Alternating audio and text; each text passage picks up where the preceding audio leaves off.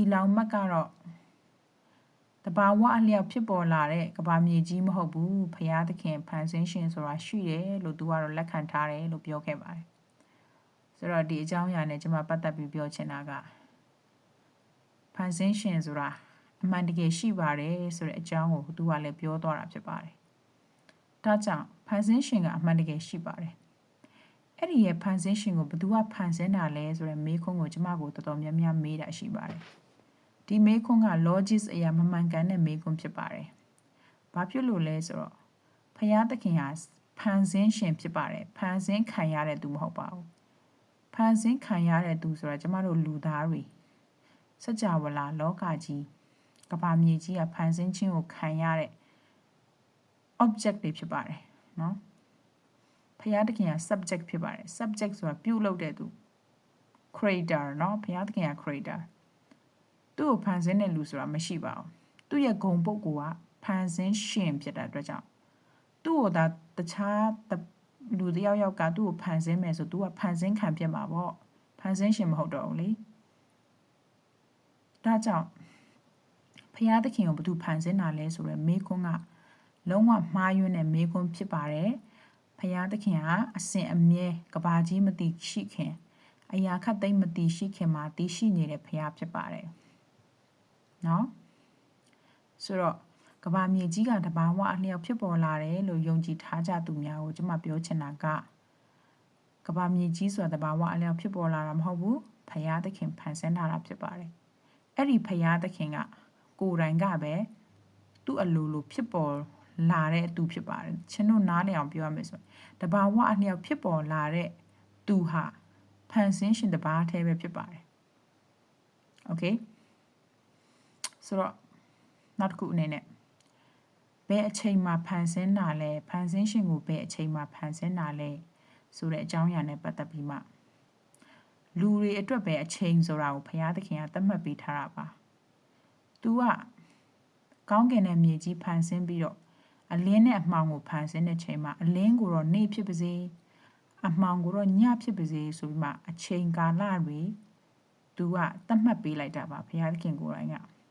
ဒါကြောင့်အချိန်ဆိုတာလူကိုအုပ်ဆိုးဖို့ဘုရားသခင်ကသတ်မှတ်ပေးတဲ့ကာလပိုင်းခြားဖြစ်ပါတယ်။အဲ့ဒီရဲ့အချိန်ကကျမတို့လူသားတွေကိုပဲစိုးမိုးနိုင်တာပါ။ဘုရားသခင်ကိုအချိန်ကသွားပြီးတော့မစိုးမိုးနေပါဘူး။အချိန်ရဲ့အထဲမှာဘုရားသခင်ကရှိနေတာမဟုတ်ပါဘူး။အချိန်ရဲ့အထက်မှာရှိနေတဲ့သူကဘုရားသခင်ဖြစ်ပါတယ်။ဒါကြောင့်ကောင်းကင်နိုင်ငံကကောင်းကင်နိုင်ငံသားတွေကောင်းကင်တမန်တွေကကျမတို့လူသားတွေလိုအသက်တွေကြီးပြီးတော့အိုသွားပြီးတည်သွားပြီးမှအဲ့လိုမျိုးတွေမရှိပါဘူးသူတို့ကဖန်ဆင်းထားတဲ့အရင်ကတည်းကပုံစံတိုင်းပဲသူတို့ကယနေ့ဒီချိန်ထိဒီပုံစံပဲရှိနေတာသူတို့ကအသက်တွေလည်းကြီးသွားတာလည်းမဟုတ်ကျမတို့လောကမှာဒါအချိန်ကိုဖန်ဆင်းပေးတဲ့အတွက်ကြောင့်ကျမတို့ကအသက်တွေကြီးလာတယ်တဖြည်းဖြည်းနဲ့နော်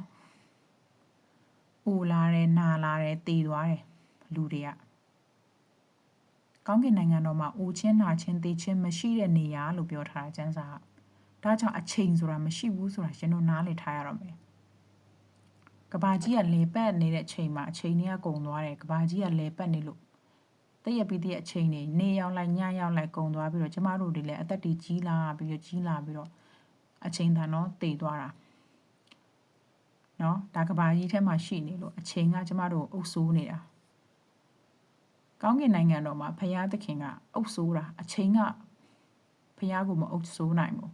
ဒါကြောင့်ဘယ်အချိန်မှာဖရာကိုဖန်ဆင်းလဲဆိုတဲ့မေးခွန်းကလည်းလုံးဝမှားယွင်းတဲ့မေးခွန်းဖြစ်နေပါတယ်ဖရာအတွက်ကအချိန်ဆိုတာမလိုပါဘူး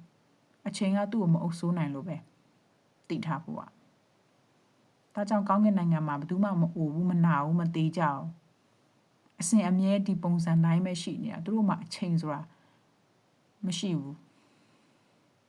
အချိန်ကသူတို့မအုပ်ဆိုးနေဘူးကျမတို့အချိန်ကအုပ်ဆိုးလို့အချိန်တွေကကုန်သွားကျမတို့အသက်တွေကြီးသွားတာနားလေကိုကโอเคပြီးရင်နောက်တစ်ခုကပါလဲဆိုရင်အရာအားလုံးမှာဖန်ဆင်းတဲ့သူရှိပါတယ်နော်အရာအားလုံးမှာဥပမာနာယီတစ်လုံးကိုနော်ဖန်တီးတဲ့လူကဖန်တီးပြီးတော့မှအကုန်လုံးမိနစ်တွေစက္ကန့်တွေနာရီတွေလက်တံတွေဖန်တီးပြီးတော့မှနောက်ဆုံးမှာဘ battery ကိုထည့်ပြီးမှအချိန်ကိုသူကကန့်သက်ပေးတာဖြစ်ပါတယ်သတ်မှတ်ပေးတာဖြစ်ပါတယ်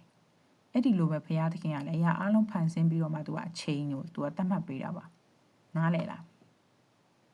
ဆိုအရာအလုံးမှာအိမ်ရှိရင်အိမ်ဆောက်တဲ့လူရှိတယ်နော်တင်ဘောရှိရင်တင်ဘောကိုတည်ဆောက်တဲ့လူရှိတယ်လေရင်ရှိရင်လေရင်ကိုတည်ဆောက်တဲ့လူရှိတယ်အရာအလုံးမှာဖန်တီးတဲ့သူဆိုတာရှိတယ်တဘာဝအလျောက်ဖြစ်ပေါ်လာတဲ့အရာဆိုတာမရှိဘူးအဲ့ဒီတဘာဝအလျောက်ဖြစ်ပေါ်လာတဲ့သူကဘုရားသခင်တပါးအထဲပဲဖြစ်ပါတယ်သူတယောက်တည်းဖြစ်ပေါ်နေတာဘယ်အရာမှမရှိခင်သူရှိနေတာဆိုတော့သူကပဲတဘာဝအလျောက်ဖြစ်ပေါ်လာတယ်လို့ပြောရင်ဘုရားရှင်တပါးအထဲပဲရှိပါတယ်ဖန်ဆင်းရှင်တပါးအထဲသာအလိုအလျောက်ဖြစ်ပေါ်လာတာပါโอเคနားလည်အောင်ပြောတာနော်ဒါကြောင့်အရာအလုံးမှာဖန်တီးတဲ့သူရှိတဲ့အတွက်ကြောင့်ဒီလောကကြီးကလည်းဖန်ဆင်းရှင်ရှိတယ်ဆိုတဲ့အရာကိုရှင်တို့သိထားမှာဖြစ်ပါတယ်ဆိုတော့ Einstein ကဖန်ဆင်းရှင်ရှိတာကိုမယုံဘူးစကြဝဠာကပဲစကြဝဠာကိုပဲသူကတော့ယုံကြည်တယ်ဖန်ဆင်းရှင်ရှိတာကိုသူမယုံဘူးလို့ Einstein ကတော့ပြောခဲ့ပါတယ်။နောက် Newton ကတော့ဘုရားရှင်ရှိကြောင်းသူယုံတယ်လေ။ဒါကြောင့်သိပ္ပံပညာရှင်တွေကနော်သိပ္ပံပညာရှင်တွေကဘုရားရှင်ရှိကြောင်းယုံတဲ့အဖွဲ့ရှိတယ်မယုံတဲ့အဖွဲ့ရှိတယ်။ဒါကြောင့်တဘာဝအလျောက်ဖြစ်ပေါ်လာတယ်လို့ပြောတဲ့အဖွဲ့တွေကသိပ္ပံပညာရှင်တွေဘုရားကိုမရှိကြောင်းယုံတဲ့သူတွေရဲ့တက်တည်နှစ်တကွထောက်ပြကြတယ်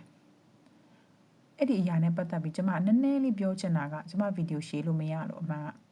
နည်းနည်းလေးပြောချင်တာကဘာလဲဆိုရင်လူတွေရဲ့ဥနှောက်ကအကန့်အသတ်ရှိတယ်ဖယားသခင်ရဲ့ဥနှောက်ကအကန့်အသတ်မရှိဘူးလူတွေရဲ့ဥနှောက်ကအကန့်အသတ်ရှိတယ်ဘာကြောင့်လဲဆိုရင်သိပ္ပံပညာရှင်တွေကလည်းအရာခတ်သိမ်းကိုသူတို့မသိနိုင်ဘူးနျူတန်ကလည်းနျူတန်ရဲ့ law ကိုရှာတွေ့တယ်လို့အိုင်းစတိုင်းကလည်းအိုင်းစတိုင်းရဲ့နော် EMC square ဆိုတဲ့ theory ကိုရှာတွေ့တယ်ကွာဆိုတော့သူတို့တယောက်နဲ့တယောက်သိပ္ပံပညာရှင်တွေအောင်တယောက်နဲ့တယောက်ရှာတွေ့တဲ့ level ချင်းမတူကြအောင်အခန်းကဏ္ဍချင်းမတူကြအောင်ဒါဟာလူသားတွေရဲ့ဉာဏ်မှာဘလောက်ပဲတော်တယ်ပြောလူသားတွေရဲ့ဉာဏ်ကအကန့်အသတ်ရှိတယ်ဆိုတာပြနေတာဘုရားသခင်ရဲ့ဉာဏ်ပညာကအကန့်အသတ်မရှိဘူးစကြဝဠာတစ်ခုလုံးတော့သူထိန်းချုပ်ထားနိုင်တာလေအကန့်အသတ်မရှိဘူးဘုရားသခင်ဉာဏ်ကဒါကြောင့်ဒီအကန့်အသတ်ရှိတဲ့ဉာဏ်နဲ့ဘုရားသခင်ကိုသွားရှာဖို့ဆိုတာကမဖြစ်နိုင်ပါဘူးဒီတစ်ခုကိုသိထားရမှာပါဒါကလည်းအရေးကြီးတဲ့အချက်ဖြစ်နေပါတယ်ဘုရားသခင်ကိုလူရဲ့ဉာဏ်နဲ့သွားရှာလို့မရပါဘူးလူရဲ့ဉာဏ်ကအကန့်အသတ်ရှိတယ်ဆိုတာသိထားမှာဖြစ်ပါတယ်ဒါကြောင့်အီလောင်မတ်ကြီးကတော့ဘုရားသခင်ကတဘာဝအလျောက်ဘောနော်ဖြစ်ပေါ်လာတဲ့ကဘာမြေကြီးမဟုတ်ဘူးကဘာမြေကြီးဟာဖန်ဆင်းရှင်ရှိတယ်ဆိုတဲ့အကြောင်းဘုရားသခင်ဟာဖန်ဆင်းရှင်ဖြစ်တယ်ဆိုတဲ့အကြောင်းကိုသူကတော့ဝန်ခံသွားတာဖြစ်ပါတယ်ဆိုတော့ဒီလောက်ပါပဲ thank you